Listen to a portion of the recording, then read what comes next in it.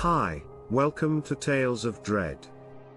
We have always believed that we are the most dominant species on the planet, relentlessly expanding outwards to lay claim to the territories and natural resources that we discover, and yet over two-thirds of the world remains beyond our reach, hidden deep beneath seemingly endless stretches of water.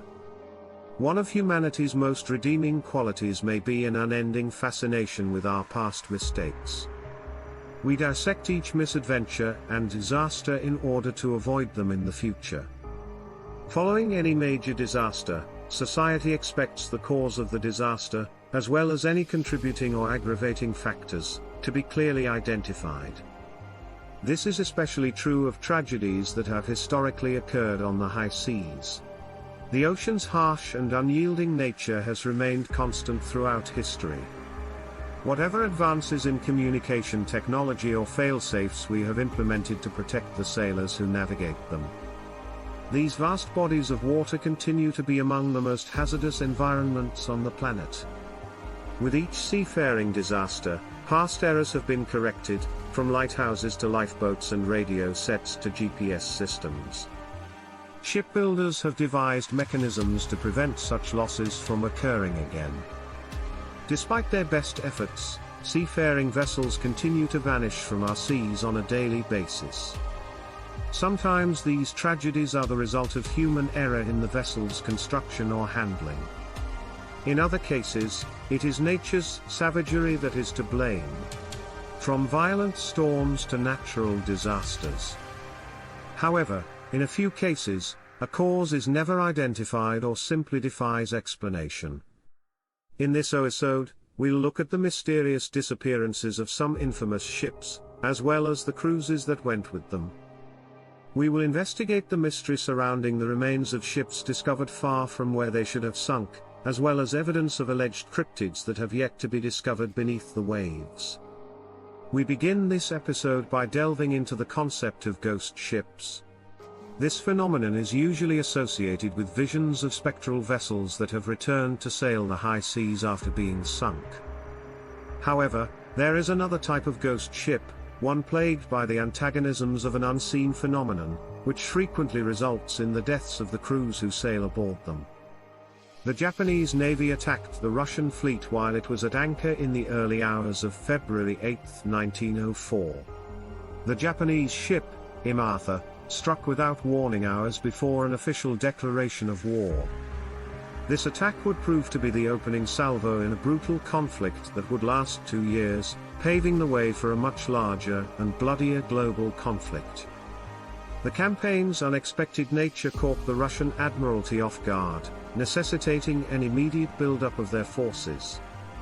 Hundreds of civilian ships were pressed into military service, including the Ivan Vasily, a steam freighter that had previously been used to transport cargo between Russia and Finland across the Baltic Sea.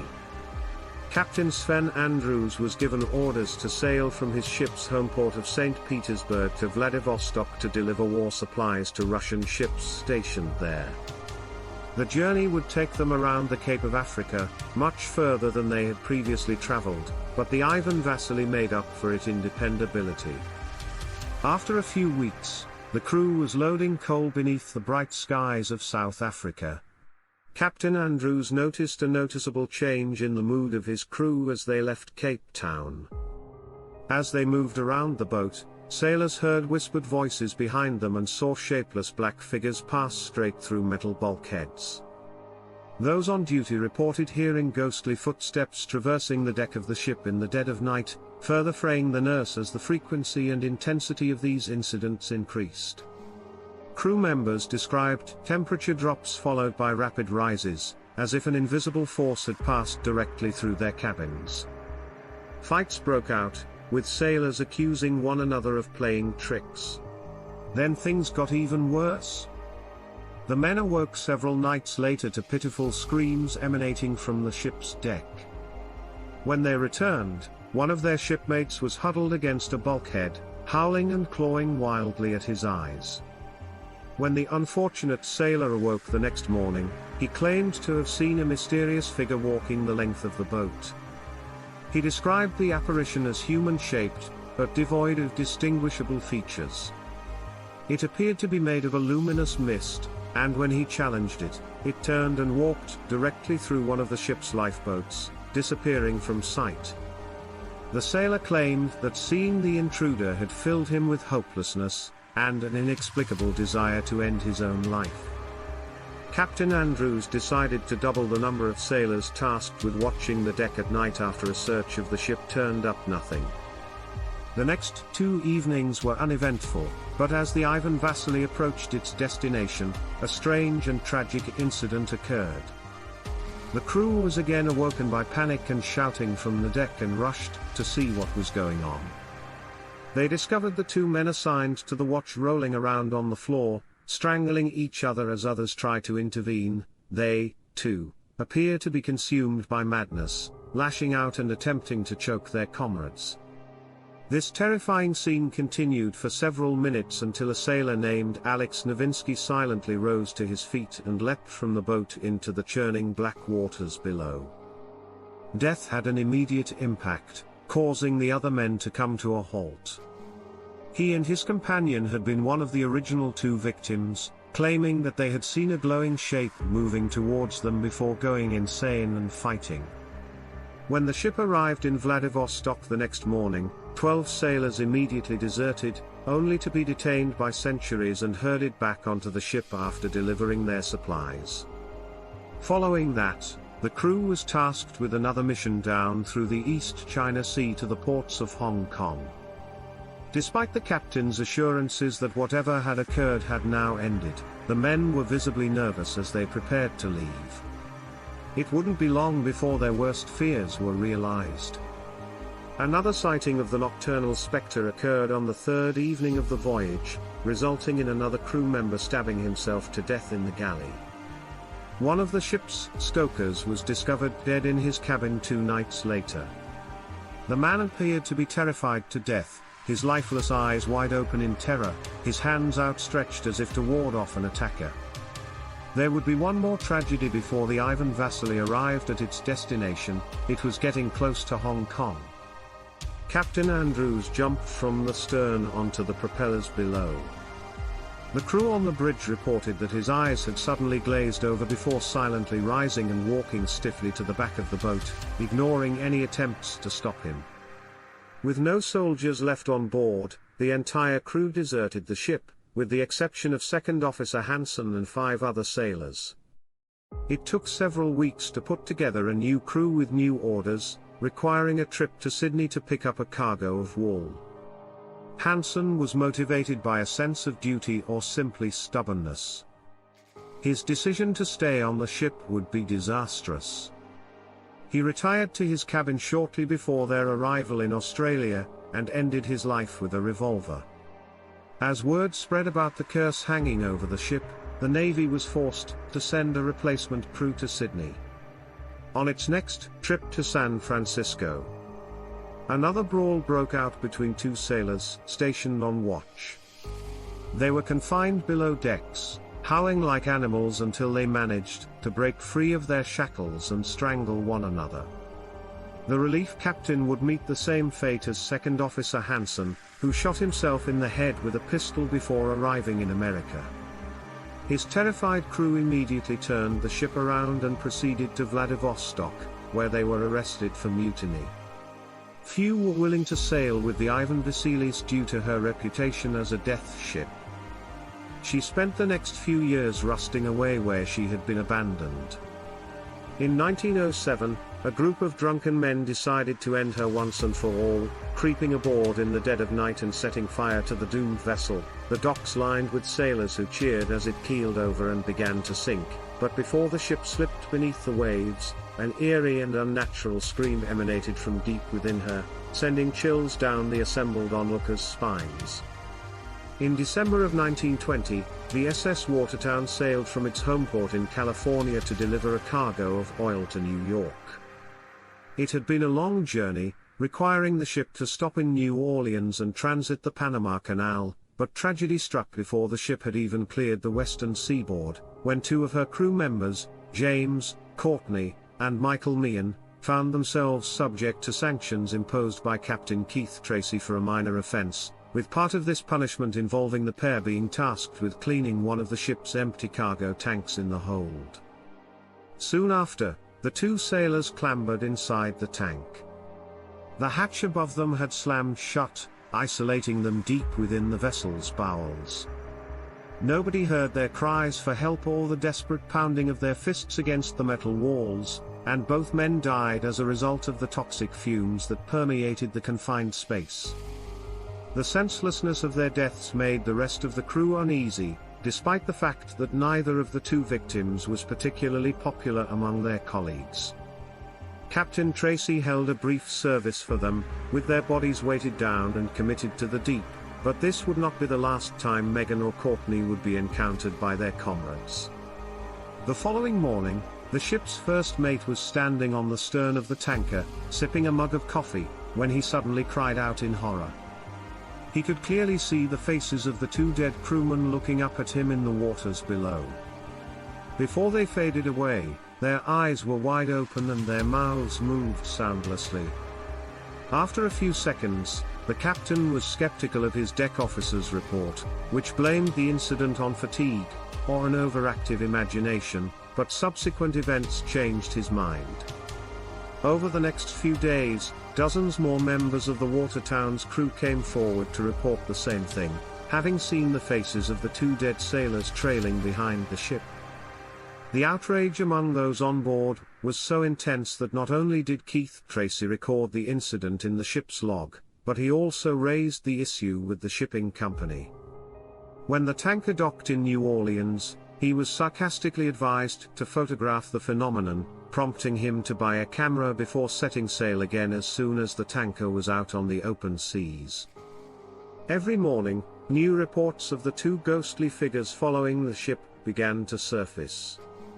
Tracy made his way to the ship's stern. He had his camera ready when he finally saw the phantom sailors for himself.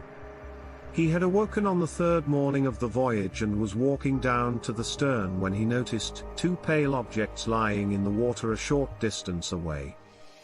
He quickly raised the camera and took 6 photographs before the faces faded away.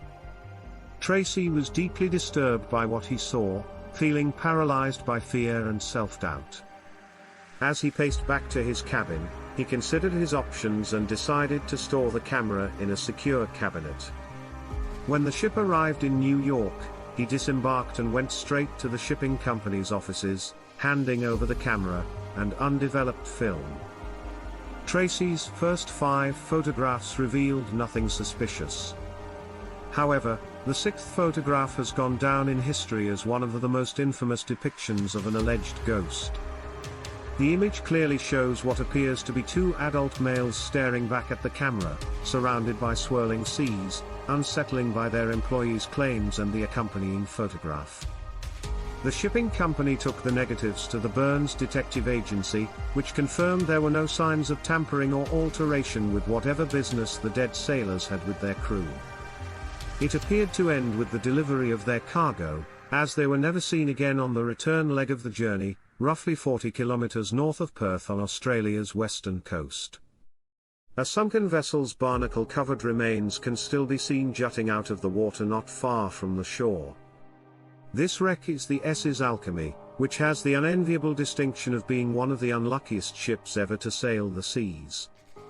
The ship was one of nearly 3,000 Liberty ships produced in haste by America during World War II. To transport desperately needed supplies across the Atlantic to the United Kingdom. They were famous for the speed with which they were built, taking only 10 days from start to finish. But the Alkimos had already claimed the life of one unfortunate soul before her hull even touched the water. The welder was discovered missing from the assembly team one evening during construction. It was assumed that the missing man had abandoned his duties due to illness or indolence. It wasn't until the next day that he was discovered to have fallen between the hull plates and died in the space between them. Captain Torbjorn Thorsen led the Norwegian trade mission when the alcohol was launched on October 20, 1943. Unfortunately, the ship's maiden voyage did little to improve its unlucky reputation, as it was attacked by German U-boats. The crew became stranded on an unknown reef and spent the next 6 hours desperately attempting to free their stricken vessel. During this time, 2 other ships that approached to assist them were sunk by enemy torpedoes.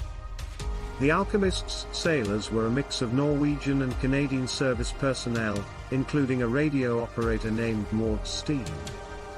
Tragically, while en route to Naples to deliver gliders to Allied forces, Steen was shot and killed by a Norwegian crewmate, who then turned the gun on himself, fearful of negative publicity. The Canadian authorities claimed he was killed by enemy fire, a lie that was maintained until the war ended and the ship was no longer needed by the American government. It was sold to a private company, and due to bad luck and numerous accidents, it changed hands on a near-daily basis. After being sold to a Greek shipping company, the Alchemy was sailing from Jakarta to Bunbury in 1963 when it struck another reef off the Australian coast. The ship was towed into Fremantle, where it was discovered that its propeller had been severely damaged. It was secured to a tugboat, which then set out to tow it to Hong Kong for another attempt at repair.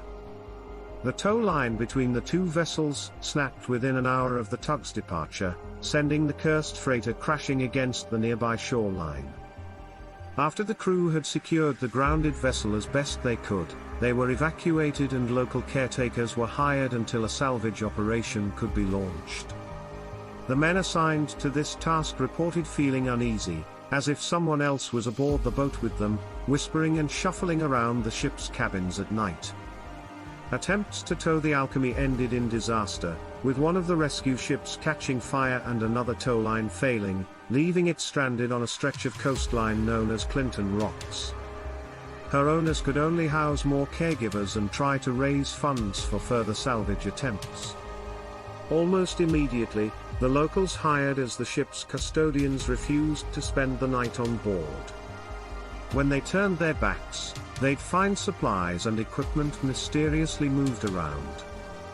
Even though no dog was present, the smell and sounds of one were detectable, and there were numerous sightings of a mysterious spectral figure dressed in oilskins shuffling from room to room. As time passed, the wreck became embroiled in a protracted legal battle, eventually deteriorating to the point where it couldn't be refloated. As salvage workers arrived to remove anything valuable, there were more inexplicable occurrences, such as tools disappearing only to reappear a day or so later in inaccessible parts of the boat. Even though it was long past mealtime, the smells of cooking emanated from the galley, and several of the workers reported being pushed or assaulted by an invisible entity. This unusual activity was not limited to the wreck itself. Locals riding horses or walking their pets on the beach within 500 meters of the ship reported that their animals became distressed and refused to continue.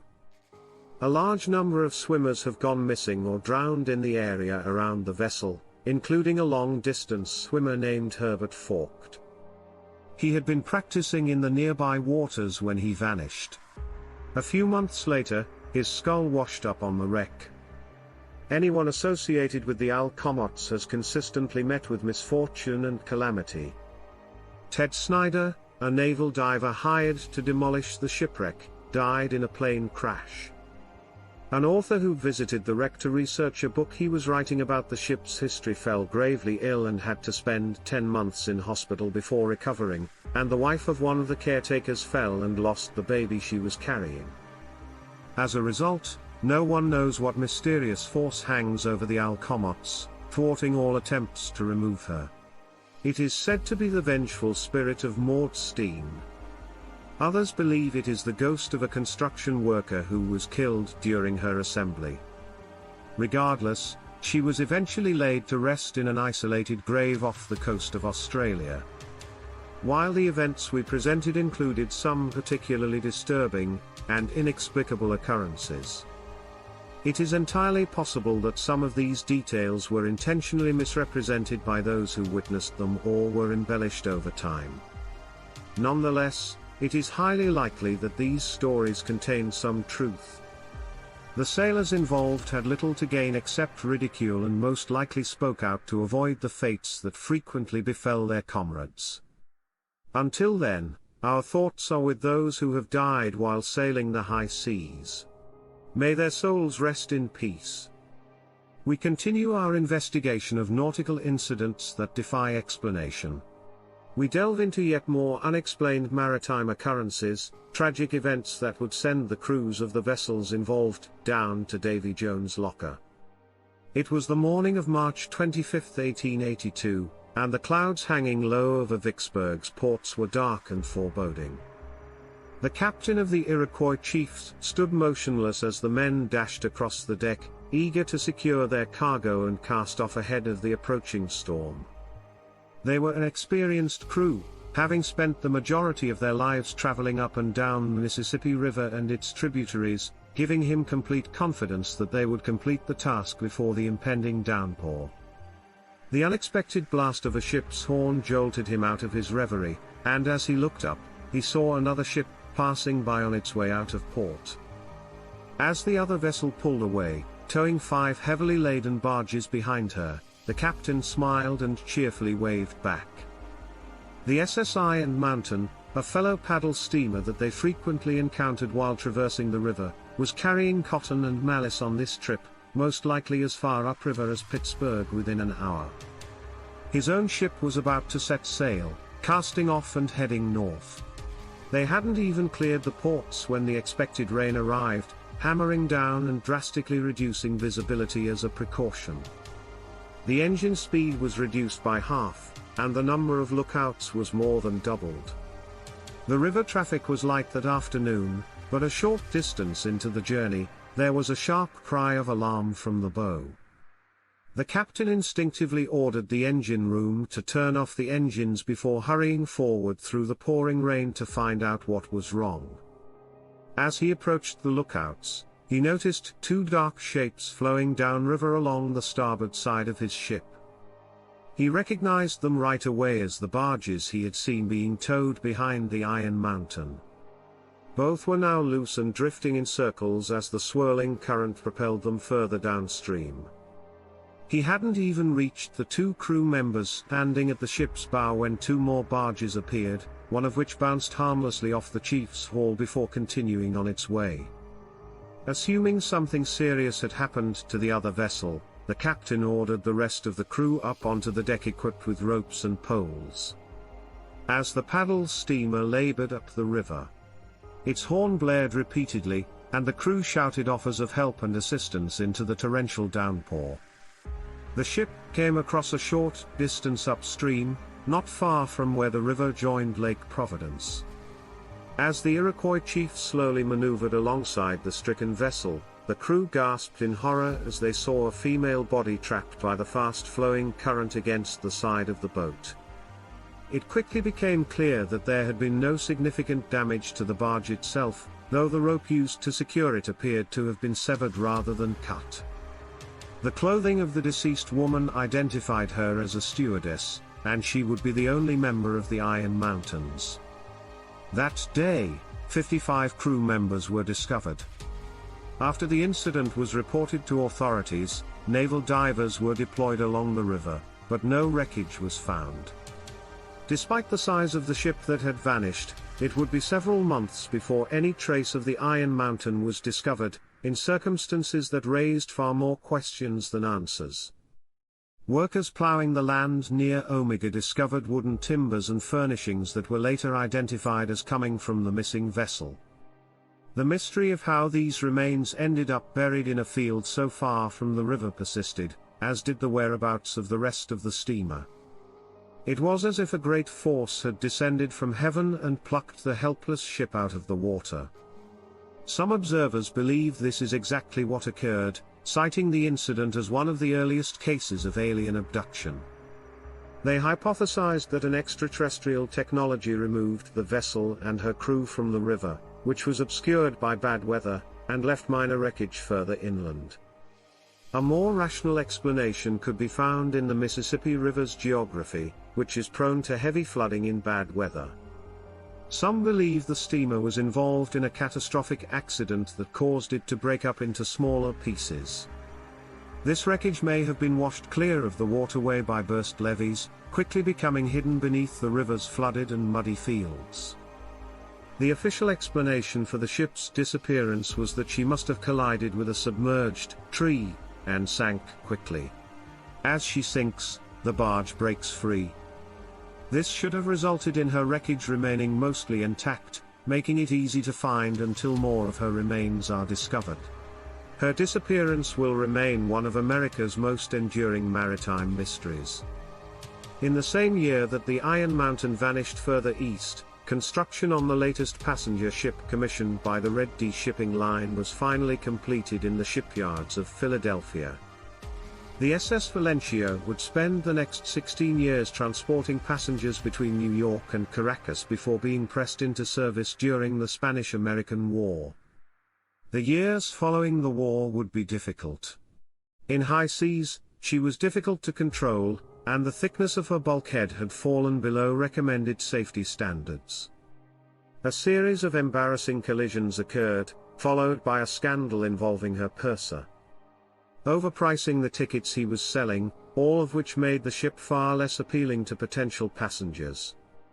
Due to one of her sister ships requiring extensive refit, the Valencia was temporarily assigned to a new route running from San Francisco to Seattle in 1906.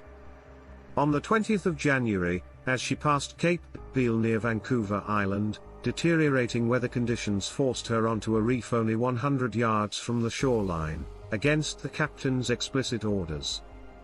His panicked crew hurriedly launched the lifeboats, all but one of which were ripped away or smashed to pieces by the angry seas that repeatedly crashed against the ship's side. The entire ship began to disintegrate, as the keel seesawed back and forth on the rocks, and passengers hurrying from their cabins were washed overboard by walls of water that swept across the deck. Women hugging their children were consumed by the churning ocean, while others clung to whatever they could lay their hands on before a lone lifeboat carrying 9 men made it to shore.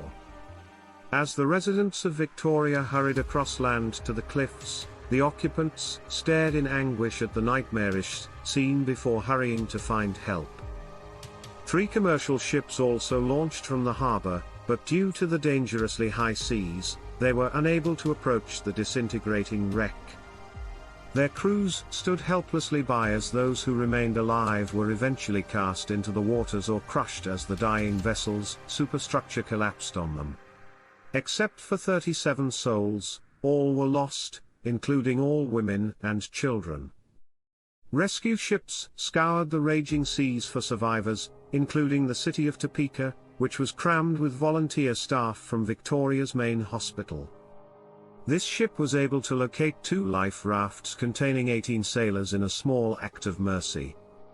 The medical training of the doctors and nurses present undoubtedly saved their lives. The first mysterious incident associated with the disaster was reported the next morning as the rescue ship approached Victoria. It was slow to inform another passing vessel about the survivors when a number of the crew suddenly cried out in horror and alarm. In the thick black smoke pouring out of the steamer's funnel, the outline of the S's Valencia had been clearly depicted previously, gradually fading away into the morning breeze. In the weeks and months that followed, the harbormaster in Victoria received several reports from other ships arriving at the ports that they had seen an ocean liner in trouble not far from the city. Some of the captains who made these allegations claimed to have seen a ship that resembled the Valencia struggling to make headway through the rough seas before disappearing beneath the waves. Other witnesses described seeing a doomed vessel breaking apart on the rocks, with tiny figures helplessly clinging to her structure. When they approached to render assistance, the ship and survivors vanished. Stories told by local fishermen were even more gruesome, leaving the rescuers perplexed. Several people described how lifeboats from the Valencia rowed up and down the coast are being pulled at night by the bloated and waterlogged corpses of her long-dead crew. 6 months later, a native hunter claimed to have discovered a lifeboat trapped in a sea cave near Patana Bay. He described the cave as being filled with sea water, but the entrance was blocked by a large fallen boulder inside.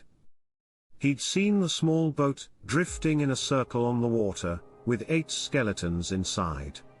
Despite an extensive search, authorities were unable to locate the cave. Surprisingly, one of the Valencia's lifeboats was discovered floating in the sea off Berkeley Sound in 1933. Despite the fact that it had been missing for over 27 years, it was recovered as polished and pristine as the day it was launched from the stricken ship, and is now on display at the Maritime Museum of British Columbia. No one has ever explained how it lasted so long without being damaged or degraded by the elements. So, what are we to make of the inexplicable events that occurred in the aftermath of this tragedy? Was the incident somehow anchored to the present day, perhaps by the tortured spirits of those who died? However, the emotional trauma of witnessing such a senseless loss of life must have had a significant impact on the minds of those involved.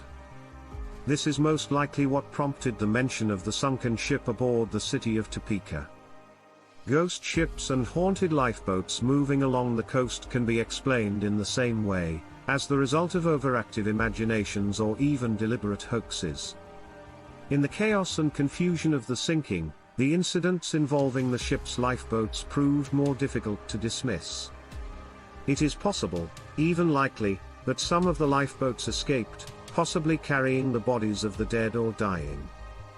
One could have been washed into a sea cave, where its occupants slowly wasted away until it eventually sank, still waiting to be discovered. While these occurrences are difficult to explain, they do provide a means of revisiting the tale and keeping the tragedy alive in the public consciousness. The Great Lakes are among the most dangerous maritime regions on the planet, having claimed the lives of countless sailors over the centuries. Ships have been navigating these 5 vast waterways since the 17th century, and it is estimated that the remains of up to 25,000 lost vessels may lie on the muddy beds that lie beneath these seemingly endless tracts of water. The sheer geographical size of the area makes it so deadly. The region's ability to create its own unpredictable weather systems. Storms that sweep in from one of the lakes quickly increase in speed and intensity because there are no geological features to absorb or impede their power. Boats caught in these storms have no available refuge or hiding place, and there is little chance of assistance. If they succumb to nature's wrath. The SS Kamloops was hurrying across Lake Superior, bound for Thunder Bay, on the evening of December 5, 1927. Like many other local vessels at the time, the steamer was designed for quick runs of mixed cargo, her owners eager to complete as many deliveries as possible before the arrival of winter prevented any further access across the lakes. Unfortunately for Kamloops, a massive ice storm began that evening. She was last seen drifting towards the southeastern shore of Isle Royale, heavily coated in ice. After losing power, it would take another week for weather conditions to improve enough to allow a search to begin, which would turn up nothing but misery. Only 9 of the ship's complement made it to the shore, with no available means of providing shelter or warmth, 6 months later. Most had died of hypothermia, while a few had been eaten by the island's wolf population. There were reports of a phantom boat drifting through the area years later, half submerged and covered in ice. Even during the summer, many ships and crews claim to have seen the Kamloops. The shipwreck was eventually discovered northeast of Isle Royale, lying on her side in 260 feet of water. The Kamloops quickly became a focal point for the international diving community, and it was at this point that stories of a unique and terrifying phenomenon began to circulate. Both the hull of the vessel and its contents, as well as the body of one of her crew, who had failed to make it off the ship prior to its loss, were remarkably well preserved. Due to the extremely cold water temperatures and the lack of marine predators, the remains of an adult male were discovered trapped in the ship's engine room during the first dives. The corpse was intact and fully clothed at the location, with a wedding ring clearly visible on his finger. Subsequent divers then mysteriously recorded that the deceased sailor, nicknamed Grandpa, was somehow moving around the wreck. Some visitors would find him lying on a bunk in one of the cabins, while others would find him staring out into the darkness on the ship's bridge. The most disturbing sightings came from explorers who claimed to have been pursued by him. Several divers are said to have fled the wreck in terror after turning to see the pale figure silently moving along the dark corridors behind them, watching their every move through sightless, glassy eyes. In a few accounts, witnesses claim that the corpse appeared to reach out and touch them. A minority even claimed that what they saw was the ghost of a dead sailor as they were on the same trip to the boat. They discovered his body inside the engine room, trapped between pieces of fallen wreckage. Is it possible that some small spark of consciousness has been preserved somewhere deep within Grandpa's remains, allowing him to interact with visitors to his final resting place?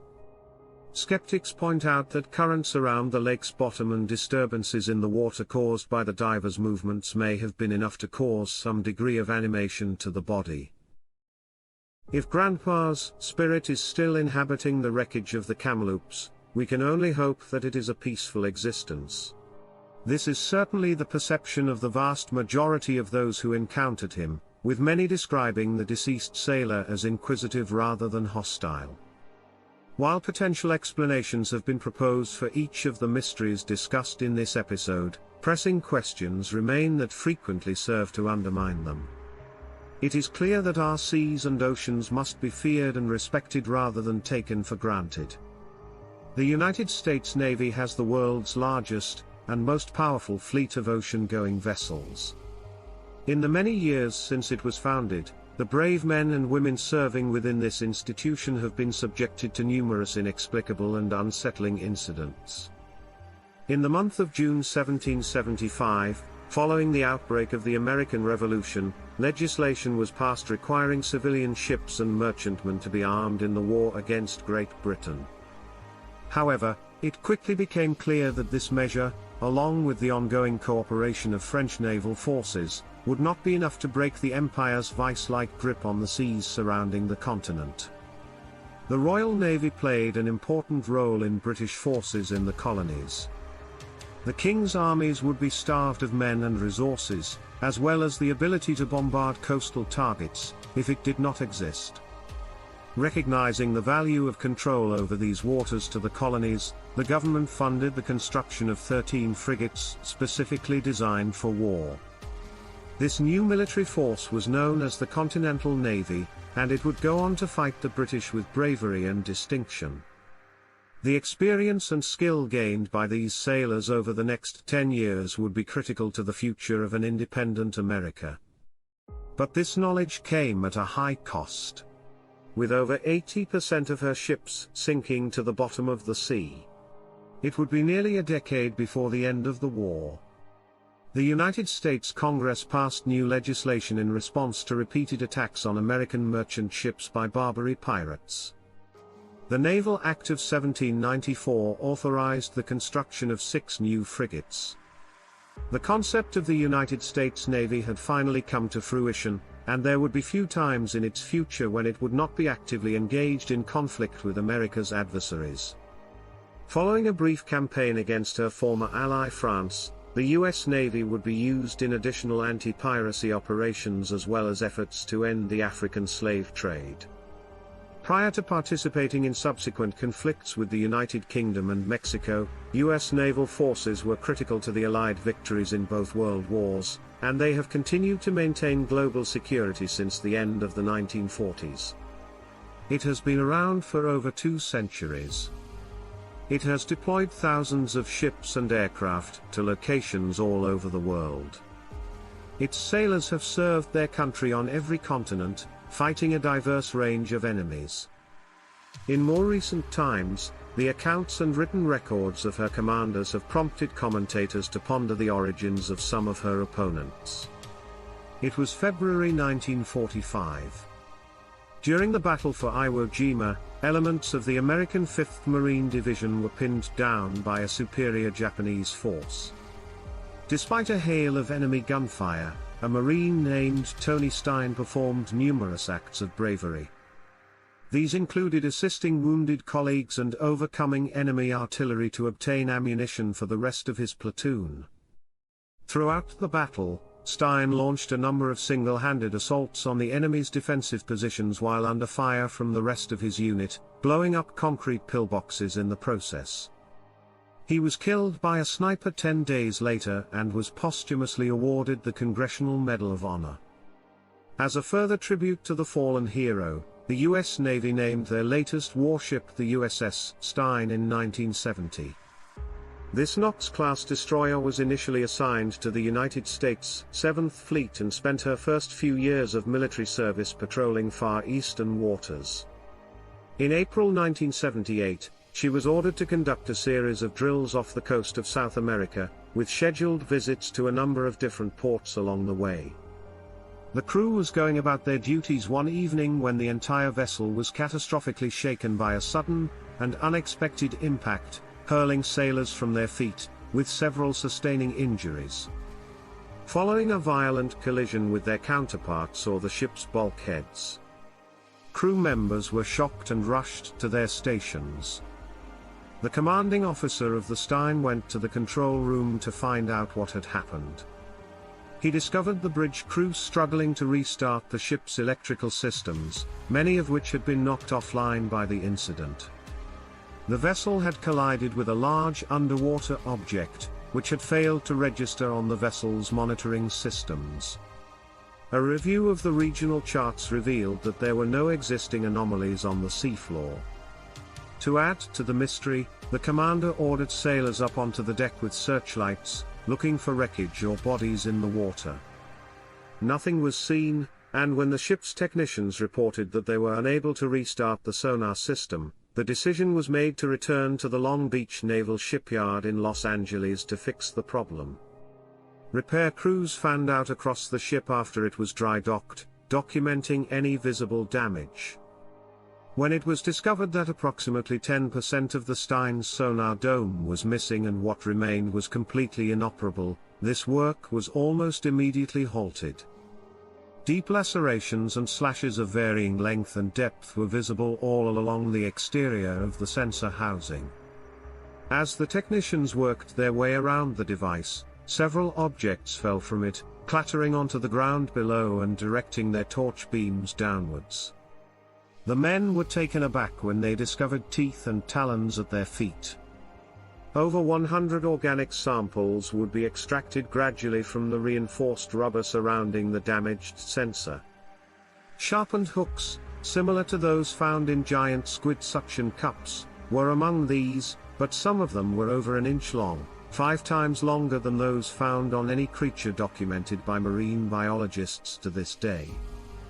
Nobody knows what collided with the destroyer, but given the extent of the damage, it had to have been massive. If it was a squid and its dimensions matched the biological mass it left behind, it would be around 150 feet long, which is a sobering figure given that it is 3 times longer than any previous similar creature encountered during the Cold War. The US Navy worked hard to counter the threat posed by Russian submarines capable of launching nuclear missiles at the US mainland. A new type of submarine, a fast attack craft known as the Sturgeon class, was central to the US Navy's strategy. During the conflict, 37 of these vessels, including the USS Trey Pang, would be deployed. The Japan took 2 years to complete before being launched in September 1969 under the command of Commander Dean R. Sokich Jr. She was immediately sent to the Arctic Ocean with orders to conduct research and mapping on the movements of the polar ice cap.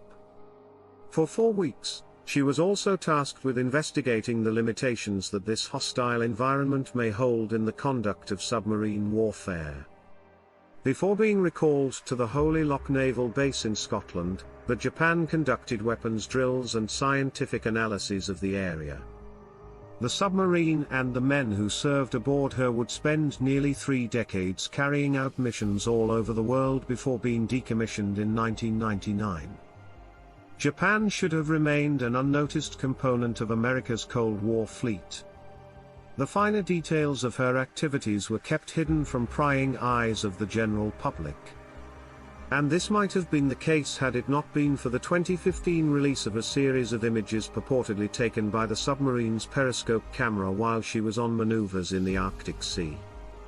According to an article on the investigative website Black Vault, it was claimed that during the Trip-Pang's deployment in March 1971, she was near Jan Mayen Island when Commander Socket was summoned to the control room by the duty officer. Clicker, John. It was explained that he had spotted an unknown aircraft operating nearby using the periscope clicker, one that he did not recognize and was behaving strangely. Sackett had been skeptical of the report at first, attributing the description to the crewman's experience, but when he looked through the periscope, he was astounded to see an aircraft like nothing he had ever seen moving slowly through the skies not far from his vessel. At the time he first noticed it, the craft had a passing resemblance to a 1930s airship, but as it continued along its flight path, it seemed to shift and alter its shape into various different shapes. The commander immediately placed his vessel on alert, continuing to monitor and photograph the UFO's progress. He dropped it into the ocean without warning, disappearing beneath the surface. Sackett directed his sonar operators to try to get a fix on the craft, only to be told that it was not registering on their systems as he stood there in disbelief.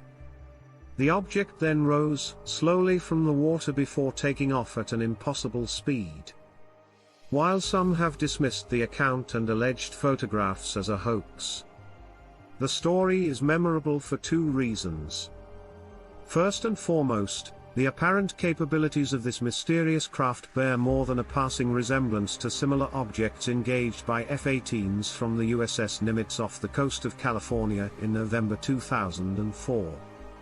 Worryingly, the story reminds me of a secret Russian intelligence report from 1947, in which a mysterious flying craft successfully drove away a US Navy task force attempting to conduct research in the Antarctic. Is it possible that these encounters are connected and that there is an unknown force residing in the polar regions that was commissioned in October of 1955? The USS Forrestal was the largest aircraft carrier of her time, dwarfing those involved in the chaotic naval battles of World War II. She was the first supercarrier built specifically for the operation of jet aircraft, a floating city that housed over 5,000 sailors and flight crews. The Forrestal was affectionately known as the FID by the men who served aboard her. Her motto inspired her nickname. Defense comes first. During the summer of 1967, the carrier and her escorts were ordered to conduct sorties against North Vietnamese targets in the Gulf of Tonkin. This would be the scene of a tragedy that would haunt her for the rest of her service. On the morning of July 29, the carrier's flight deck was packed wing to wing with planes in various stages of maintenance, ready for the day's sorties. One of the planes under construction was F-4B Phantom in a fully armed position, facing directly into the center of the packed jets. A fault occurred at 11 a.m. while engineers were working on the aircraft's electrical systems. This unexpected surge in power caused one of the Phantom's rocket pods to fail, launching an 80-pound air-to-surface missile into the flight deck's center. The rocket travels approximately 100 feet before colliding with the external fuel tank of a 4 Skyhawk. Lieutenant Commander John McCain of the Skyhawks looked out of his cockpit in horror as a flood of aviation fuel sprayed out towards the red-hot fragments of the unexploded missile. The highly flammable fuel ignited moments later, sending a wall of fire across the flight deck as men fell to the floor, consumed by the flames, and the ordnance and aircraft around them exploded. McCain was one of many men who fought valiantly to save the lives of those around him that day, but despite their valiant efforts, 134 pilots, technicians, and firefighters were killed. With 21 planes destroyed and catastrophic damage to her flight deck, the beleaguered carrier had no choice but to travel to the Philippines for emergency repairs. Once the bodies of the deceased had been returned and the vessel had been restored, the Forrestal was then sent to the warmer climes of the Mediterranean. Almost immediately, the crew began reporting strange and inexplicable events. Hatches were observed opening and closing on their own, and lights were observed turning on and off when no one was present in the forest. All internal communications systems became plagued by mysterious phone calls where sailors who answered could hear moaning or someone crying out in pain before the line suddenly went dead, but nowhere was this activity more prevalent than in the galley, particularly in the vicinity of the ships to massive food lockers, while the remains of the dead were temporarily stored in these two cavernous refrigerated containers en route to the Philippines. Cooks and stewards in the galley began to report hearing desperate banging from within them, only to find them empty when they were first opened. As time passed, all of the witnesses heard moaning or screaming coming from the storage units. Inside, there was no one. When they were checked, there were reports of a shadowy figure dressed in a petty officer's uniform emerging from inside the lockers and inexplicably passing through the metal bulkheads unobstructed before disappearing. The number of encounters with this apparition was so numerous that he earned the nickname George, and while he would occasionally distract the crew with his appearances, it was generally assumed that he was benign in nature. When the Forrestor was decommissioned in 1993, she was taken to the Philadelphia Naval Yard for dismantling. Stan Szymborska, a welder, was cutting away at some galley fixtures one evening when he heard a loud metallic clanging noise coming from the opposite side of a nearby bulkhead. The dockyard worker initially ignored the sound, but its repetitive and irritating nature eventually prompted him to investigate when he walked around to the compartment where the commotion was coming from. The clanging stopped, and he found the room deserted. Shaking his head, he turned to return to his tools, only to be met by a figure standing a few feet down the corridor. When challenged by the welder, the man, dressed in the uniform of a naval officer, slowly began to turn. Szymborska was horrified to see the officer severely burned, the front of his uniform in tatters from his charred torso, and his facial features ravaged by severe burns. The worker dropped to his knees and retched as an overpowering smell of burnt flesh filled the narrow passageway. He looked it up. The odor and the mysterious figure vanished a short time later. While the crew of the USS Stein maintained that their ship had collided with a submerged submarine. There were no other vessels reported damaged or missing in that area at the time, and it is difficult to argue with the findings of marine biologists who examined the samples in the same way. Although the images captured by the USS Japan's periscope are intriguing, the crew has remained deafeningly silent on their veracity. It is possible that these photos are a hoax, but analysis shows that they have not been doctored in any way. So maybe there's more to this story than the Navy wants to admit. Finally, despite the stories coming from the Forrestor being entirely anecdotal, the fact that they were told by military personnel lends credibility to them. However, serving on a ship where many people died in a tragic accident may have foreshadowed such a task. Perhaps the knocking sounds heard had a rational explanation, but they were interpreted as paranormal because of the ship's history. It is more difficult to explain the other phenomena that were observed. However, we are confident that these occurrences are all in a day's work for one of the world's finest navies.